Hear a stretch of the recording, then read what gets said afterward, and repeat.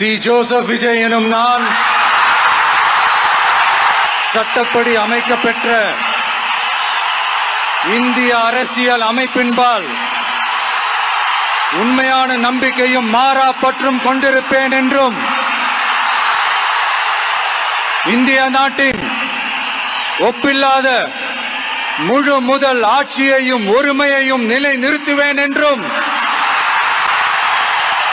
தமிழ்நாட்டு அரசின் முதலமைச்சராக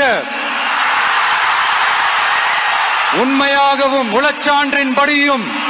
என் கடமைகளை நிறைவேற்றுவேன் என்றும் அரசியல் அமைப்பிற்கும் சட்டத்திற்கும் இணங்க அச்சமும் ஒருதலை சார்பும் இன்றி விருப்பு வெறுப்பை விலக்கி பலதரப்பட்ட மக்கள் அனைவருக்கும்